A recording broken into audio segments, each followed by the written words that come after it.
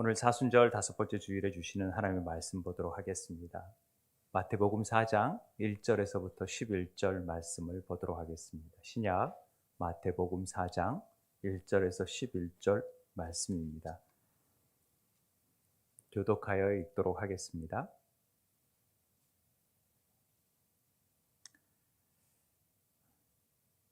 이게 방송 때문에 저도 같이 읽을게요.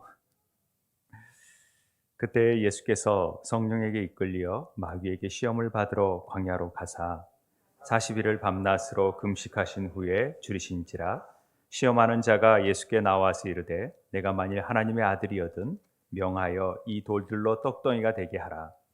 예수께서 대답하여 이르시되 기록되었을 때 사람이 떡으로만 살 것이 아니요 하나님의 입에서 나오는 모든 말씀으로 살 것이라 하였느니라 하시니, 이에 마귀가 예수를 거룩한 성으로 데려다가 성전 꼭대기에 세우고 이르되 내가 만일 하나님의 아들이거든 뛰어내리라. 기록되었을 때 그가 너를 유하여 그의 사자들을 명하시리니 그들이 손으로 너를 받들어 발이 돌에 부딪히지 않게 하리로다 하였느니라.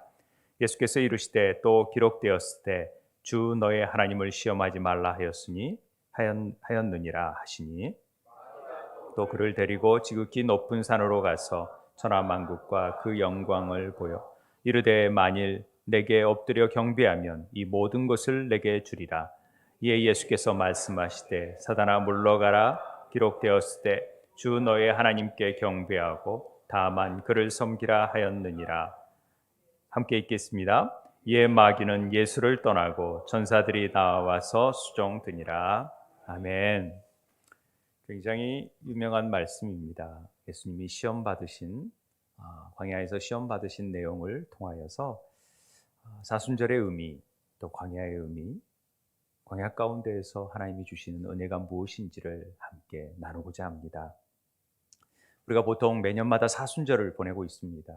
그런데 사순절 하면 생각나는 것이 금식, 또 특세, 또 사순절 하면은 또 왠지 슬프고 예수님의 순환이, 십자가, 이런 것들이 생각나다 보니까 아무래도 좀 분위기가 이렇게 가라앉는 분위기인 것 같습니다.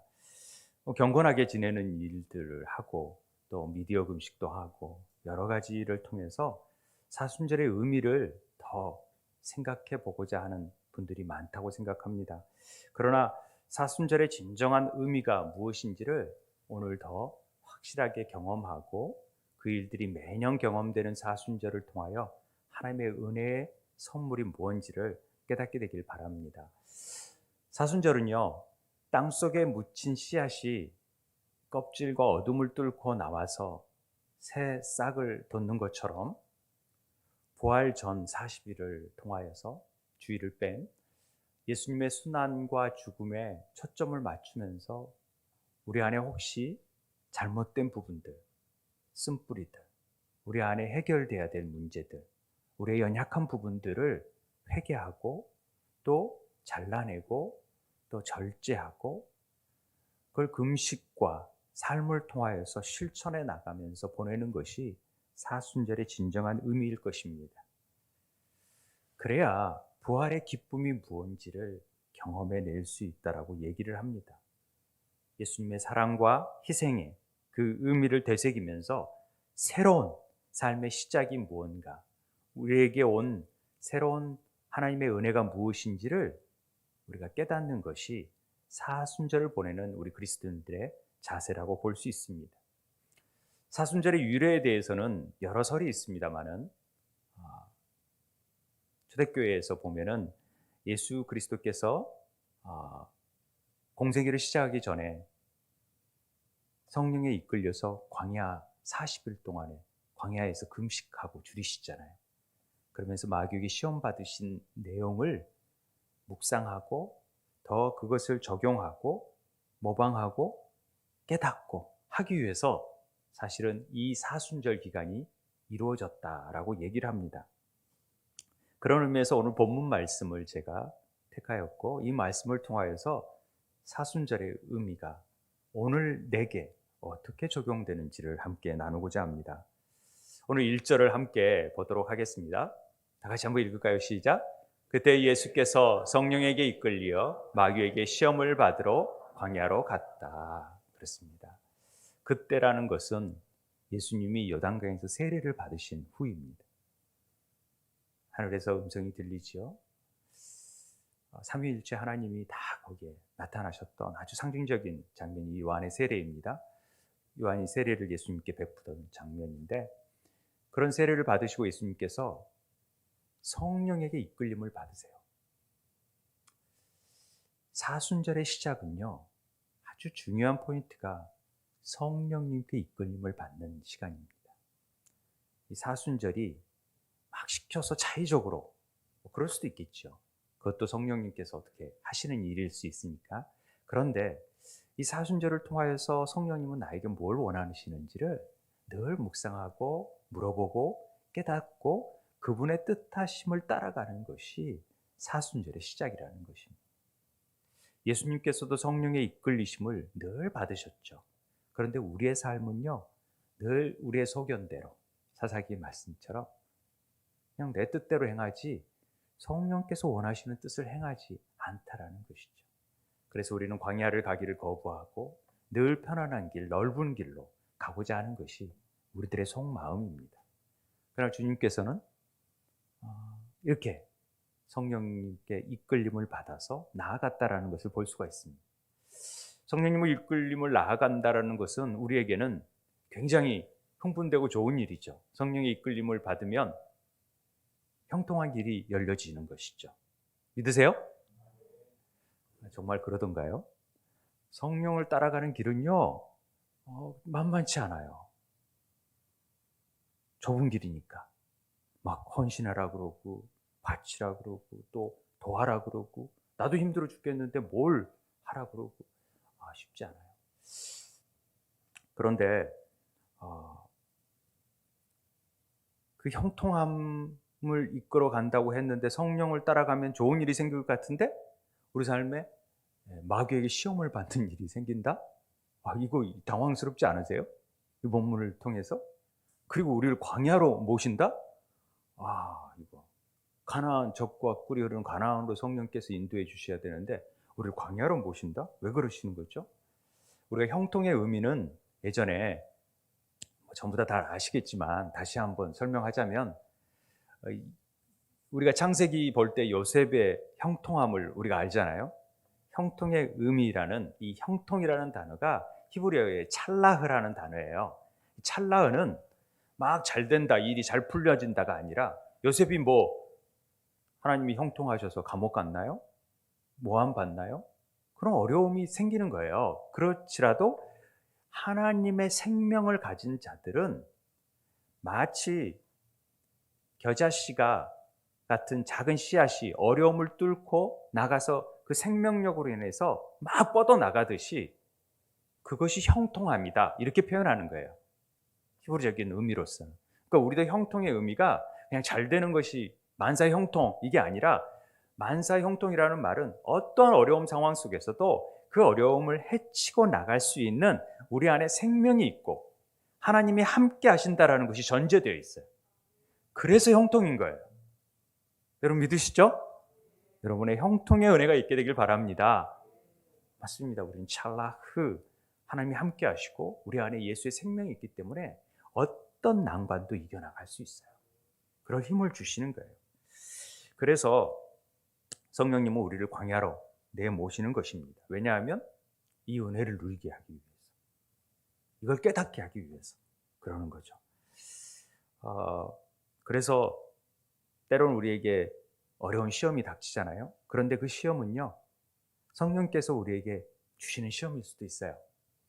그렇기 때문에 우리가 절망하고 재앙이 아니라는 거죠.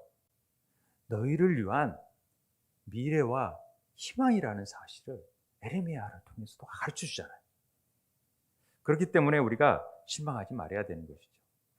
사순절에 여러분들이 꼭 묵상해야 될 키워드가 뭐냐면요, 광야입니다. 오늘 제목이 광야에서인데 광야라는 말입니다. 광야가 어떤 곳인가요? 우리는 기본적인 개념 아래 광야 하면은 사막의 이미지를 생각해요. 그러나 사막과는 전혀 달라요. 이스라엘의 광야는 비만 오면 초장으로 변하고요. 사막이 되었던 것. 그런 게 굉장히 사막하고 다른 거죠. 그러나 유대인들에게 사막은요. 이 글자, 제가 히브리어를 하는 이유는 유대인의 사고를 알려고 하는 거예요. 딱 그 글자 보면은 뭔 뜻인지를 아는 거죠. 이 미드바르라는 말은 광야, 황무지인데 이 미드바르라는 말은 어, 다바르라는 말에서 유래가 되었어요. 다 말씀을 드렸죠. 잊으셨겠지만 한 5번 정도 얘기한 것 같아요. 근데 기억 안 나시잖아요. 그래서 제가 여기 존재하는 이유입니다. 얼마나 감사한지 모르겠어요. 다바르는 말하다라는 뜻이거든요. 말하다. 그러니까 제가 이 광야라는 곳은 유대인들의 감각은 딱 하나님의 말씀을 듣는 곳, 말씀이 있는 곳, 그리고 하나님의 음성을 듣는 곳이 광야다 이렇게 생각하는 거예요. 그들은. 그래서 광야 가운데 훈련시키는 이유가 하나님의 말씀을 듣기 위한 것이라고 얘기를 해요. 그러니까 이 다바르랑 어근이 같은 데비르라는 말은 지성소를 의미해요. 카도시라는 말로 되지만은 그 동의어로 이 데비르라는 말 똑같은 어근을 가지고 있지만은 광야, 말하다, 듣는다, 지성소는 하나님의 말씀하시는 내용을 듣는 것, 장소가 지성소잖아요. 그러니까 광야라는 자체는 항상 하나님의 음성을 듣는 것이구나 이렇게 알아야 돼요.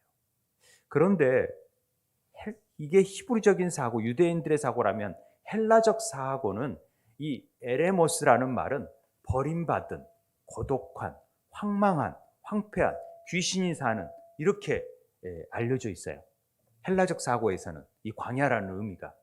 그래서 오늘 이곳을 가는 것은 거기가 황망하고 적막하잖아요. 사실상 외견상으로 보여주지만 그곳이 하나님의 음성을, 유대인, 히브리적 우리들은 그런 곳에서 더 하나님의 음성을 듣는 곳이구나 이렇게 아시면 되는 것입니다. 사실 그래서 실제적으로 우리의 삶 가운데에서 다들 정말 하나님의 생명이 있는 자들에게는요, 말씀을 붙드는 자에게는 가장 어려운 때 하나님의 음성이 들려지기 시작해요. 그래서 살 소망이 생기는 거예요. 우겨싸움을 당하고 깊은 수렁에서도 그 하나님의 말씀이 있기 때문에 살아날 힘을 가지고 다시금 일어서는 거예요.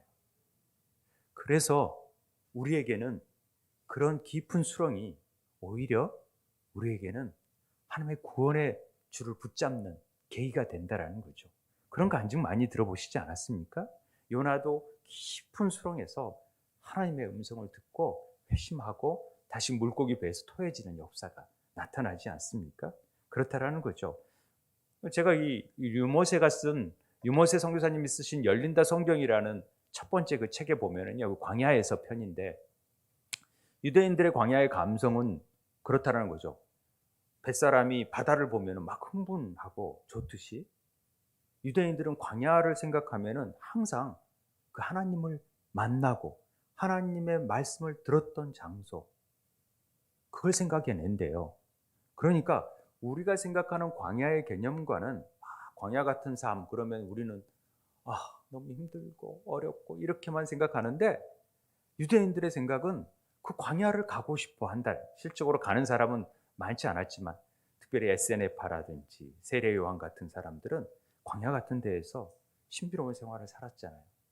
그 수도원을 짓고 초대교회에서는 수도원을 짓고 광야에서 늘 하나님의 말씀 하나만 붙들고 최소한의 삶을 다 이렇게 걷어내고 오롯이 그냥 오로지 말씀만 붙들고 기도하면서 살았던 분들이 있는데 그런 광야에 어떤 소망이 있다라는 거죠. 그래서 유대 문헌에 보니까 이 미시나라는 책을 보면은요, 유대 문헌에 보면은 이 광야 40일 기간을 하나님과의 허니문 기간 이렇게 표현했더라고요. 저는 굉장히 놀랐어요. 아니 어떻게 광야 40일이 허니문 기간입니까? 허니문은 하나님과의 그 신혼 기간 아닌가? 그래서 그 초대교회 사람들은 그 유대적인 사고 방식을 가졌던 사람들이 많았던지라 이 사순절을 낙원의 삶이라고 얘기하는 거예요. 그러니까 우리는 막 고난스럽고 힘들고 굶고 막 그러니까 그런데 영적인 삶의 봄이 사순절이다. 이렇게 얘기하는 거예요. 그리고 영적 창고고 저장을 해놓는. 그러니까 요셉이 7년 저장해놔서 가뭄 때 쓰잖아요. 그러듯이 이때 사순절 때 은혜를 막 받아야 우리가 영적 세일을 하는 거에서 많이 사야 은혜를 막 누려야 이 남은 이제 우리에게 남아있는 기간들을 그 은혜로 살아갈 수 있다라고 얘기할 정도로 사순절은 우리에게 복된 시간이라. 그 은혜가 임하게 되길 바랍니다. 그냥 사순절 하면은 막 힘들고 막 이렇게 생각하면 안 되고요. 그래서 우리는 이 사순절을 막 우회하고 싶어 하잖아요. 이제 지겹다, 막 십자가 막 하는 거 이제 그만 좀 했으면 좋겠다 그러는데 사실은 우리 광야를 더 지나갈 수 있도록 사모해야 돼. 이 광야에서 받는 은혜를 누릴 수 있어야 된다라는 것입니다. 사순절 기간에 광야에 서 보니까 사실 우리 안에 그 광야 같은 데에서 많은 것들을 차단하고 지내보면은요, 우리의 연약함들이 드러나기 시작해요. 그래지더라고요.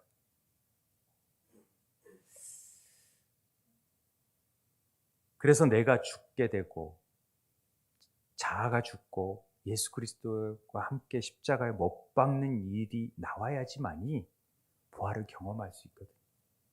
근데 이 경험이 안 되면 부활의 기쁨을 누릴 수가 없어요. 우리의 타락한 본성이 다루어지지 않으면 절대 새로운 생명이 나아갈 수 없기 때문에 이 사순절 기간에 그 은혜를 마음껏 누릴 수 있어야 된다라는 얘기를 하고 있는 것입니다. 2절에 보면은요, 40일을 밤낮으로 금식한 후에 줄이셨다고 얘기하잖아요. 이거 쉽지 않습니다. 40일 금식하는 분들이 있지만은 잘못하면 제가 40일 금식하고 제 영적 어머니분이 돌아가셨어요. 40일 금식을 잘못하셔서. 그런 경우도 있더라고요. 그러니까 잘해야 되는 거죠. 제가 좀 아쉬워서 안식월 기간 동안에 3일간 금식 기도원에 들어가서 기도를 한 적이 있어요. 하루 지나니까 너무 힘든 거예요. 제가 이제 면역력이 좀 약하다 보니까 그런 건지 어쩐지 몰라도 안 아프던 막 머리 표면이 막 아프고, 그래서 인터넷 찾아보니까 잠이 안 오고 그래가지고 새벽 3시에 인터넷 찾아보니까 이게 면역력이 저하되고 갑자기 생활의 리듬이 깨지고 그러면 아플 수 있다라는 얘기가 나오더라고요. 아무나 하는 게 아니네. 나는 금식도 잘 못하나 보다 싶어가지고 그랬지만 이제 3일 하고 내려오면서 그때 기간에 내가 이 먹는 거에 이렇게 집착돼 있나? 예수님 40일도 이렇게 금식하셨는데 그러면서 내 안에 있는 이거 하나 제어하지 못하면서 그러면서 이렇게 내 안에 나타나는 그 쓴뿌리들이 막 올라오기 시작하더라고요. 이런 것들을 더 다루시기를 원하시는구나 라는 것을 경험했습니다. 그래서 이 40일이 금식하는 이유, 또 사순절 때 금식하는 이유가 분명히 있구나, 그 은혜가 있구나, 그런 생각이 들었습니다. 근데 예수님께서 이 40일을 밤낮으로 금식하신 이유가 뭡니까? 그것은요, 분명하게 신명기에 이미 말씀하고 있어요. 신명기의 말씀을 통해서 예수님께서 마귀의 시험을 이 신명기 말씀으로 이기거든요. 그 신명기 말씀이 뭐냐면요, 우리 2절 3절을 함께 같이 읽도록 하겠습니다. 시작. 내 하나님 여호와께서 이 40년 동안에 내게 광야 길을 걷게 하신 것을 기억하라. 이는 너를 낮추시며 너를 시험하사 내 마음이 어떠한지 그 명령을 지키는지 지키지 않는지 알려 하심이라. 너를 낮추시며 너를 줄이게 하시며 또 너로 알지 못하며 내 조상들도 알지 못하던 만나를 내게 먹이신 것은 사람이 떡으로만 사는 것이 아니요 여호와의 입에서 나오는 모든 말씀으로 사는 줄을 내가 알려 하심이니라. 아멘. 왜 이스라엘 백성이 40년을 광야에서 헤매야만 했습니까?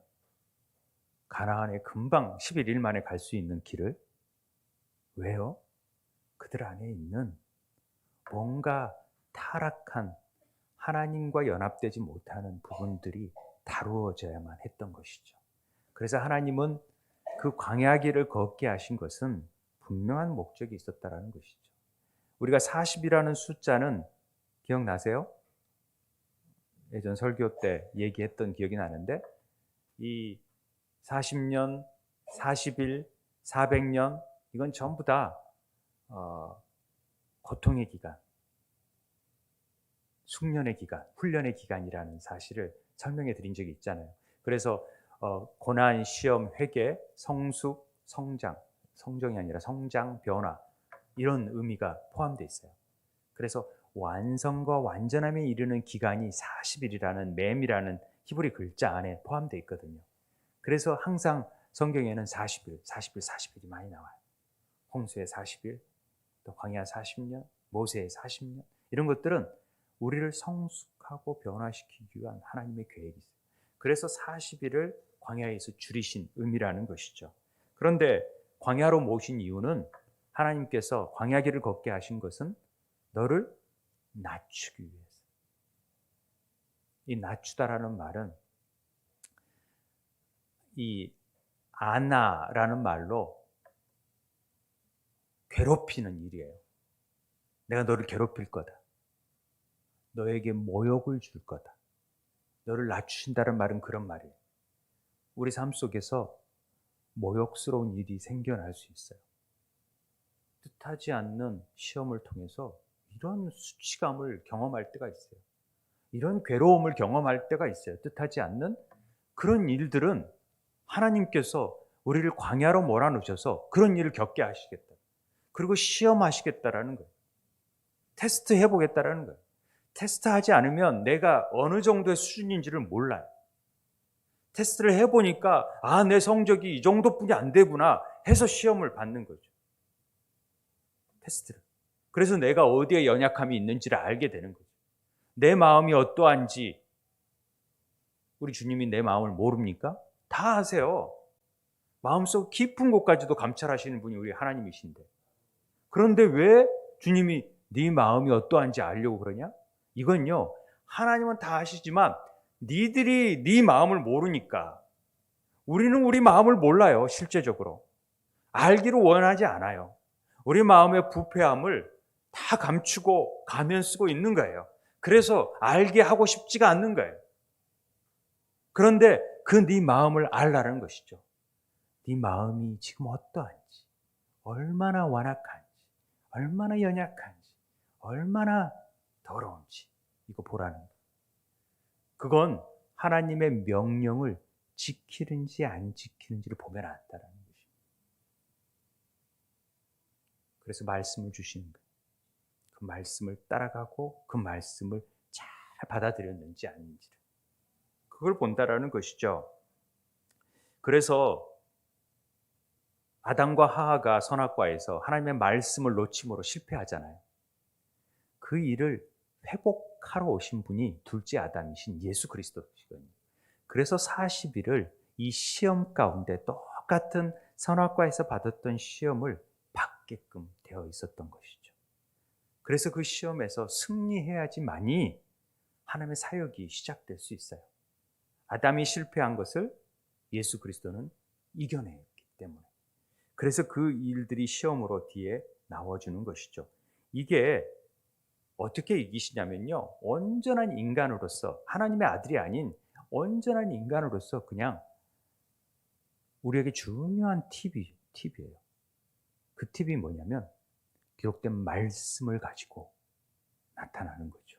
다른 방법이 없어요. 이게 너무 단순해서 사단을 이길 수 있는 방법이 저런 거 말이 돼? 이럴 수 있지만은 사실은 말씀밖에, 성령의 검인 하나님의 말씀밖에 이길 수 있는 방법이 없어요. 그래서 그걸 그대로 보여주신 게 예수님입니다. 잇대었으되 라는 말씀을 통해서 말씀으로 시험에 이기시는 것을 우리는 볼 수 있지 않습니까? 하나님은 우리를 이 말씀이 생명이 되어져서 모든 고난과 역경을 뚫고 나아가기를 원하세요. 그래서 우리에게 말씀을 주시죠. 그리고 그 음성을 듣기를 원하세요. 어디에서요? 광야 가운데에서, 다락방에서 듣기를 원하세요. 깊은 곳에서. 세상에서 시끄러운 소리에 누워져 있는 자들을 광야로 물러내서 그런 걸 다 차단하고 하나님의 음성을 듣기를 원하시는 거죠. 그래서 하나님은 광야길을 걷게 하세요. 이게요, 사단이 우리를 걷게 한 것도 아니고 또 우리의 능력으로 들어가는 것도 아니에요. 하나님의 능력으로 들어가는 거예요. 그래야 하나님이 책임져 주시는 거거든요. 끝까지 우리를 이끄실 것을 우리가 믿기 때문에 우리는 소망이 있어요. 그리고 실패하지 않아요. 성령님께서 함께 하시기 때문에. 그래서 성령의 이끌림을 받는 게 아주 중요한 일입니다. 광야 같은 삶을 산다고 얘기하면서 우리는 본의 아니게 늘 그런 시험 가운데 있잖아요. 어려움 가운데 있어요. 지금도 배고픔, 굶주림, 외로움 속에 있는 이들이 참 많아요. 어떻게 하루하루를 살아가야 될지 질병과 또 경제적인 문제와 여러 가지 환경 가운데 누구한테 얘기도 못해요. 말할 수 없는 고민 속에서 이거 어떻게 하지? 어떻게 하지? 그러고 있는 사람들이 참 많아요. 그럴 때 여지없이 뱀은, 사단은 우리에게 찾아옵니다. 그 연약한 부분을 다 갑니다. 그리고 건듭니다. 그런데 직접 그 틈을 들어와 가지고 쏘지 않아요. 사단은. 그 틈을 통해서 잠복에 있다가 결정적인 한 방을 먹이는 거죠. 사단이 짜실짜실하게 우리를 건들지 않아요. 틈 사이에 재빨리 들어와서 쫙 있다가 결정적인 한 방으로 완전히 일어설 수 없을 정도로 딱 무너뜨리려고 준비하고 있는 거죠. 그걸 주님이 아세요. 그래서 우리를 아예 적지로 빨리 몰아 사단이 있는 곳으로 가게 만들어 버리세요. 광야로 모으세요. 그러면 뜻하지 않는 사단이 내가 들어가서 엎어야 되는데 어느 날 갑자기 기드온의 용사들이 이 많은 대군 앞에 쳐들어와 버려요. 300명이. 이러면 당황하지 않겠습니까? 그래서 걔네들이 결정적인 한 방보다는 그냥 막 정신없으니까 빨리 쏴 하다 보니까 이 짜잘짜잘한 이런 화살을 날리는 거죠. 그런데 그런 것들은 우리가 막아낼 수 있는 힘이 있잖아요. 하나님이 그 힘을 키우게 하는 거예요. 광야 가운데로 막 몰아내서 이런 시험을 받게 하면서 우리가 다시금 훈련하고 내 연약함을 깨닫고 이겨낼 수 있고 사단이 결정적인 한 방을 날리지 못하도록 미리 커버하시는 거예요. 그런 은혜를 통하여서 하나님께서 주시기 위해서 우리를 광야로 내보시는 거예요. 사순절 기간에 그걸 알라라는 것이죠. 오스월드 챔버스라는 사람이 이런 얘기를 썼어요. 제가 이제 이 글자가 없나 봐요. 그 글자 폰트가. 하나님은 좌절을 통해서 우리를 연단하신다고 얘기를 합니다. 성경에 늘 그런 얘기가 나오잖아요. 다윗이 그런 고백도 하고 시편에서도 승승장구하던 삶이 실망의 장벽에 부딪혀 산상조각 나면 비로소 우리는 좌절 속에 일하시는 하나님의 섭리를 깨닫게 된다는 것이죠. 하나님은 자신의 보물을 어둠 속에 감춰두신대요. 아무리 찬란한 별도 밤이 돼야 볼 수 있잖아요. 밤이 안 되면 보이지 않으니까. 인생의 어느 시점에서 하나님은 그 보물을 우리에게 나타내 보이시는 거죠. 근데 그 어둠 속에서 보이시는 거예요.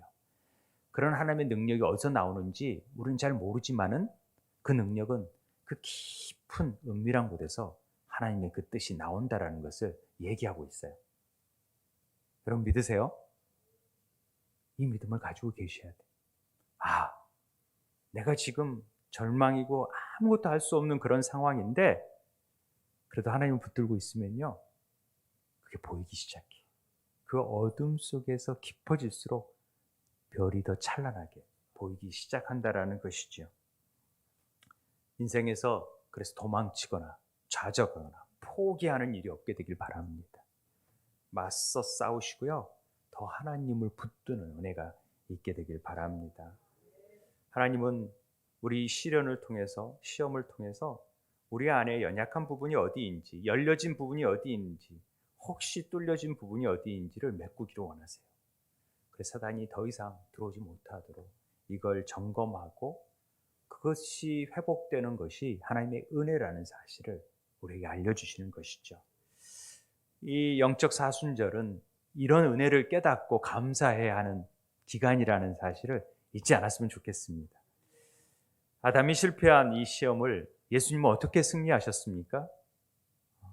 우리가 이 설교는 제가 했기 때문에, 마태복음 강의를 하면서 설교를 했기 때문에 자세하게 다루지 않지만은, 사단은 세 가지 시험을 통해서 우리를 늘 이렇게 유혹을 해요.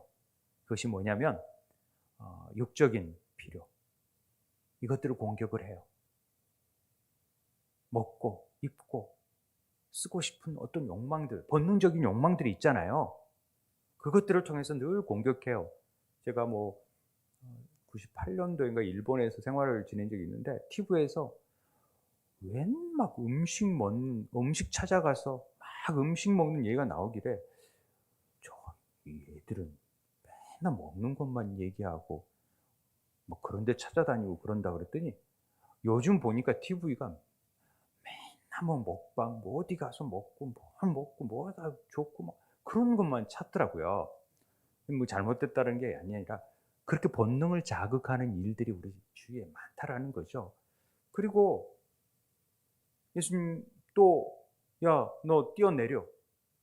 그러면 받아줄 거 아니냐, 이런 얘기 하잖아요. 그러면 우리 삶 속에서 늘 기적을 꿈꿔요. 우리는 특별히 그 영적인 체험을 막 하고 싶어서 막 병 고친다 그러면, 신유의 은사 베푼다 그러면 가보고 싶고, 또 막 기적, 내가 막 이런 삶을 살면서 건강은 개판으로 막 생활의 리듬을 엉망으로 살면서 나는 건강하기를 원하고, 영적으로도 말씀도 기도도 하나도 안 하면서 성령 충만 받기를 원하고, 우리 삶이 그러잖아요. 그래서 막 기적이 우리 삶 속에 막 일어나서 언제 떨어져도 누가 받아내고 막 그러기를 원하는 삶을 사는 게 우리들의 모습 아니에요? 그런 어떤 혼적인 영역을 다루는 시험이 우리에게 와요. 그리고 어떤 권위에 관한, 영적인 권위에 관한 부분에 있어서 네가 나를 경배하면 내가 다 줄게, 막 이런 얘기하는 거죠. 그러면 영혼 육에 관한 시험들을 전부 다 우리에게 하는 거죠. 결국 우리에게 다가오는 시험, 가장 먹는 것, 기본적인 선악과에서 또 똑같이 먹음직하고 보암직하고 탐스럽게 하는, 그래서 영혼 육의 영향들을 우리 삶 속에서 계속 보여주는 시험의 대표적인 모습이 이 광야의 시험입니다. 그래서 자꾸만 이 시험에 보면은요, 하나님의 아들이었든 이렇게 얘기를 합니다. 우리는 뭐 늘 갈급해 하잖아요. 돈이 더 있으면 좋겠고, 먹을 게 더 있었으면 좋겠고, 내 노후가 좀 편안했으면 좋겠고, 뭐 이런 생활을 하고 있는데, 어느 사이에 보면은요, 하나님의 진리는 없어요. 우리가 말씀으로 살고 하나님의 은혜로 살아가는 그런 진리는 없고요, 비진리가 우리를 가득 채워져 있다는 것을 깨닫게 돼요. 안 그렇습니까? 이 싸움이에요, 이 싸움. 우리 안에 비진리는, 세상에 돈이 있어야 아이들을 가르치고, 돈이 있어야 일들을 하고, 돈이 있어야 사람 구실을 받고, 뭐 이런 얘기. 그리고 권세가 있어야, 내가 권력이 있으면 내가 이런 일을 하고, 내가 좀 돕고, 이런 생각들을 늘 갖고 있는 거죠. 그리고 결정적으로 우리는 하나님이 되고 싶어 해요. 하나님이 되어져서 돕는다는 차원이 아니라 내가 하나님처럼 군림하고 싶어 하는 거죠. 하나님은 군림하시는 분이 아니신데도 그런 높아져서 내가 신이 되고 싶은 마음을 갖는 것입니다. 우리는 어렸을 때부터 진화론이 좋은 학설이라는 사실을 깨닫고 진화론적 사고를 배웠어요. 그렇게 안 배우신 분도 있지만. 그런데 아니잖아요. 하나님의 말씀은 다르잖아요. 그런 진리를 외면하고 거기에 대한 심각성을 깨닫지도 못해요. 그러니까 부모님께 받았던 영적, 정서적, 육체적인 필요를 늘 우리 안에 들어왔기 때문에 그것을 당연하게 그것이 진리인 양 세상 자녀들에게도 똑같이 그걸 가르쳐요. 돈 벌어야 돼, 잘나야 돼, 경쟁에서 이겨야 돼, 승리해야 돼, 넌 막 그래서 잘 살아야 돼, 그래야 세상에서 꿀리지 않고 살아, 이런 얘기들을 서스럼없이 하는 거죠. 비진리를 마치 진리인 양 아니라는 것입니다. 사단의 전략은 다 그런 거예요. 그런 걸 드러내라고 하는 거죠. 다 비진리를 심어놓고 마치 진리인 것 마냥 우리를 호도하는 것이죠. 이걸 분별해내는 게 가장 중요합니다. 아이들 키우는데요, 돈으로 키울 수 있을 것 같아요? 천만의 말씀. 하나님께 은혜를 간구하고 하나님을 더 알게 할 수 있도록 애쓰고 정말 그러기 위해서 몸부림쳐 보십시오. 그러면 하나님이 그들을 인도해 가십니다.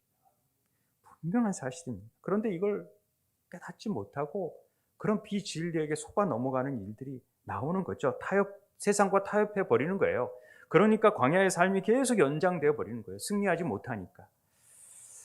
사단은요, 네가 하나님의 아들이라면 이런 얘기를 해요. 여러분, 예수님이 하나님의 아들 아니세요? 하나님의 아들이 맞아요.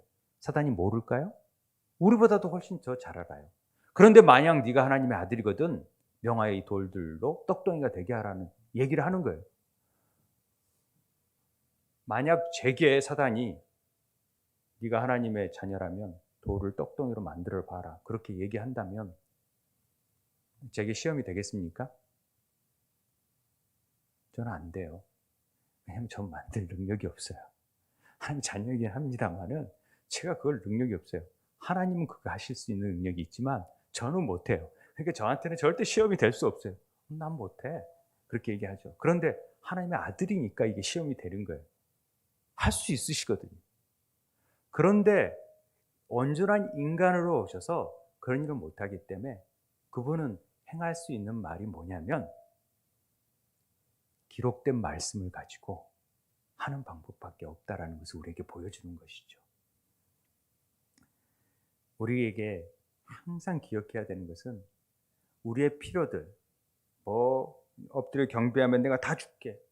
우리 유명한 사람 되고 싶고, 막 세상의 것들 다 가지고 싶고, 막 누리고 싶고, 이거 다 그런 욕망들이 있잖아요. 그러면서 그런 거 준다면 여러분 사단하고 타협할 것 같습니까? 안 할 것 같아요? 타협 다 해요. 여러분들한테 100억 준다 그러면 정말 영혼도 팔 사람들도 나올지 몰라요. 우리 교인들 말고 다른 사람들 실제적으로 준다 그러면 그런 시험에 닥치면 여러분 고민 안 할 분들 없을 거예요 아마. 왜냐하면 내가 지금 당장 닥쳐있는 문제가 있기 때문에. 그런데 이것들을 구하는 데 있어서 사단에게 구할 것이냐 하나님께 구할 것이냐는 굉장히 구분해야 될 부분입니다. 어디서부터 이게 온다라는 것을 깨닫는 것이 우리의 지혜입니다. 절대 세상에서 이런 것들이 오지 않아요. 하나님께로부터만 와요. 이런 모든 것들은.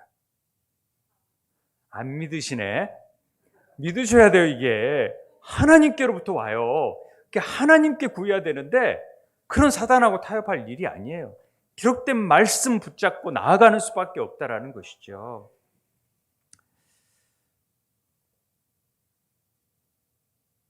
요즘 제가 안식월 기간에 아내랑 넷플릭스에서 나는 신이다를 같이 보자고 제가 일부러 그래가지고 같이 봤어요. 곧 내려진다고 막 그런 얘기고 있고 아가동산에서 항소를 해서 이걸 내린다 얘기가 있어서 빨리 봐야겠다 싶어가지고 봤어요. JMS나 아가동산 또 오대양 또 이재로 만민중앙교회 뭐 이런 사람들을 보면서 제가 느낀 부분이 있습니다. 그들이 다 능력을 행했던 사람들, 귀신을 쫓아내고 막 병자를 고쳐버리고요, 막 앞일을 얘기하고 내가 언제 잡혀갈 것이다. 진짜 메시아네. 정말 그 지식과 학식을 가졌던 분들도 진짜 이 메시아네. 거기에 물들어가니까 그런 거죠. 하나님의 아들인데 그런 능력을 행하지. 다 믿는 거예요. 그때 전 이 말씀이 생각났어요. 하나님의 아들이라면, 예수님이 걔네들이 신이라면, 그래, 나도 돌덩이 떡으로 만들어줄게. 그러면 얼마나 많은 사람이 따랐겠어요. 십자가에서 내려오라 그랬을 때 내려와서 이놈의 자식들 슉 했으면, 다 무너뜨렸으면 정말 저분이 진짜 메시아구나 다 믿었을 것 같아요? 천만에요. 그런데 그런 사람들 쫓아가잖아요. 그런 연약함들을. 그런데 예수님께서는 딱 기록되었을 때 사람이 떡으로만 살 것이 아니요 하나님의 입으로 나오는 모든 말씀으로 살 것이다. 우리가 그냥 떡만 먹어야 사는 존재라고 생각하는데 그건 육적인 존재뿐이 안 돼요. 그러나 우리는 영과 혼에 있어서 육이 온전히 살려면 만나를 먹지 않으면 안 된다는 거죠. 생명의 하늘에서 내려온 떡을 먹지 않으면 절대로 살 수 없다라는 거죠. 살았다 하는 이름이 있으나 죽은 자로다. 유명한 이름을 막 내고 싶으나 실제적으로는 죽어 있는 사람들이라는 거죠. 그런 사대교인처럼 되어줄 수 있다는 거죠. 정말로 말씀이 우리의 영을 지배하지 않으면 절대로 우리가 살아날 수가 없어요. 살아갈 수가 없어요. 육적으로는 잘 될 수 있을지 몰라요. 그러나 잠깐이에요, 그 육은. 그런데 우리 영은 하나님의 말씀 안에서 생명으로 살아나야 되는 것이죠. 안식월 명목으로 다른 교회를 볼 기회가 있었어요. 이왕 가는 교회니까 좀 유명하고 배울 수 있는 교회를 찾아서 갔어요. 시스템도 보고 또 이것저것 어떻게 교회를 운영하고 또 목사님 설교를 듣고 교인들은 어떻게 행동하고 뭐 새신자석은 어떻게 돼 있고 뭐 이런 것들 다 보는 거죠. 보면서 다 자료를 모아놓고 막 깨닫는데 어떤 생각이 드냐면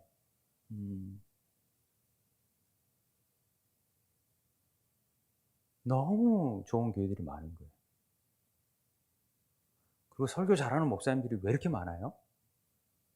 그때 제가 받은 생각이 뭐냐면, 야, 난 안 해도 되겠다. 나는 저렇게 잘할 자신이 없는데 어떡하지? 그럴 때 누가 어떤 말을 하냐면, 담임 목사의 수준만큼 교인들은 잘하게 되어 있다. 이런 얘기를 탁 꽂히더라고요. 그래서 그렇지. 그럼 우리 교인들은 참 안 됐네. 내 수준밖에 잘하지 못하면. 내가 많이 알지 못하는데 그걸 가르쳐 줄 수밖에 없는데 어떡하지? 근데 이게 또 다른 마음이 드는데 이게 비진리라는 마음을 주셨어요. 제가 몇 군데 가면서 그런 마음에서 사실 자존감이 좀 낮아지고 힘들었었어요. 그런데 어떤 마음을 주셨냐면, 너는 왜 그런 걸 보러 갔니? 사람들이 일하는 걸 보는 게 아니라 하나님이 일하시는 것을 보면 좋겠다. 이런 마음을 주셨어요. 그 교회 내. 그래서 내가 마른 막대기와 같은 자들을 어떻게 쓰는지를 봐라. 그런 겉모습을 보지 말고 하나님이 어떻게 저런 상황 가운데서도 저런 열악한 환경 가운데서 일하시는지를 보라. 그걸 깨달았어요. 그렇구나. 나를 따르고 나를 배우면 이 정도뿐이 제가 얼마나 되겠습니까? 거기서 다 거기지. 그리고 다른 목사라도 솔직히 거기서 거기 아니겠습니까? 좀 말을 잘한다 뿐이지 그런데 너는 너를 가르치지 말고 나를 가르쳐라. 그렇잖아요. 예수님을 만나게 하고 예수님을 배우게 하면은 나는 아무것도 아닌데 예수님을 닮는 성도들이 된다라는 것이죠. 그러니까 힘이 나더라고요. 아, 그러네. 뭘 이런 거 볼 거 없이 우리 교인들이 정말 예수 닮으려고 애쓰고 노력하면 우리 교회가 하나님 기뻐하시는 교회가 되겠다. 이런 외모가 이런 게 중요한 게 아니라 그런 교회 되게끔 하고, 나는 그저 그냥 중매쟁이, 그냥 그 보잘것없는, 나는 신이 절대 될 수가 없고 신의 성품에 참여하고 싶은 마음은 있지만 뭐 그런 넷플릭스 나오는 그런 사람들하고는 밟지도 못 따라가니까 나는 그런 거하고는 되고 싶지도 않고, 예수님이 능력이시니까, 그분이 신이시니까, 그분이 메시아이시니까 그분을 따라갈 수 있는 성도들이 됐으면 좋겠다, 이런 생각을 했었어요. 그러면서 확증한 게, 광주를 이제 나주로 와갔다 하면서 이게 간증을 제가 많이 듣는데 소양 간증을 들었어요. 그 소양 간증에 세바시에서 한 간증이 있더라고요. 불후의 명곡을 통해서 정말 끝까지 유명해졌어요. 소양이 무명이었던 것이 나는 가수다라는 이름을 통해서 막 유명해지고, 그런데 하나님이 세계적인 찬양사로 세운다 그래서 막 그 음들이 막 최고로 높낮이를 가고 그 음을 다루기 위해서 막 기교를 부리고, 정말 인간이 낼 수 없는, 사람들이 정말 이건 외국에서 그 반응들을 보니까 하나님이 함께 하시지 않으면 이런 노래를 부를 수 없다라는 얘기를 막 할 정도였어요. 그런데 어느 날 갑자기 그에게 폐렴이 찾아왔대요. 폐렴이. 그런데 그 폐렴이 쉽게 낫을 줄 알았는데 계속 또 폐렴이 되고, 그러면서 그 높은 음이 안 나오기 시작했대요. 이거 어떡하지? 노래를 포기해야 되나? 그리고 다 팽개치고 해외로 떠나버렸대요. 나 떠난다 하고 떠나버렸대요. 노래를 안 하려고. 그런데 하나님께서 자기를 쓰신다라는 생각 때문에 어느 날 어디서 제안이 들어왔냐면 복면가왕에서 연락이 왔대요. 마스크를 쓰고 노래를 부르는 프로그램인가 봐요.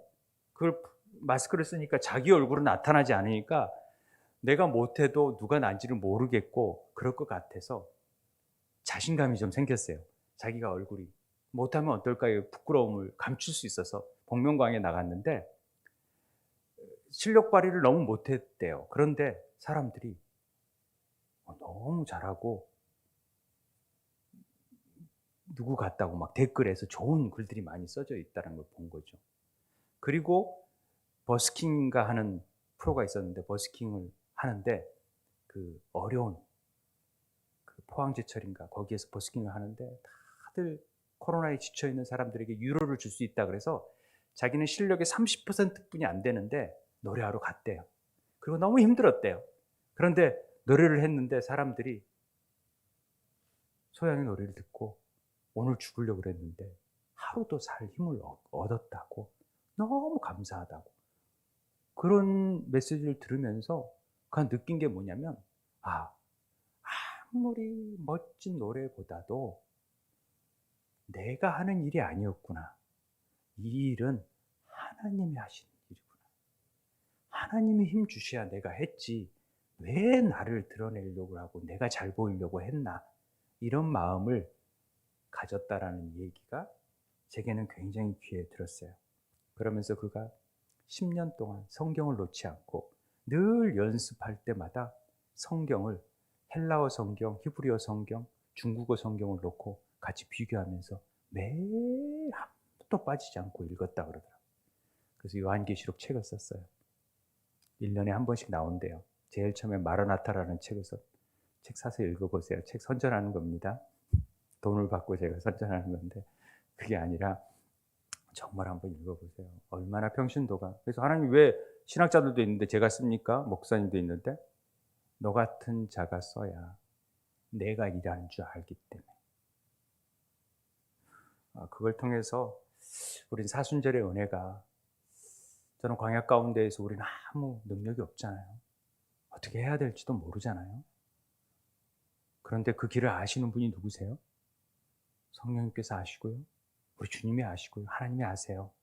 그 삼위일체 하나님 앞에 겸손하게 저를 드러내고 약할 때 강함 되시는 그 주님을 만나는 은혜가 있게 되길 바랍니다. 주님만이 우리의 능력이십니다. 우리는 아무것도 아니지만 그분의 손을 붙잡게만 된다면 우리도 일어날 수 있다는 사실을 잊지 않고 나가시는 은혜가 있게 되길 바랍니다. 오늘 이 시간 함께 기도하기 원하는데요. 혹시 광야에 계신 분들이 계십니까? 그런 분이 있다면 오늘 주님을 만나게 되는 은혜가 있게 되길 바랍니다.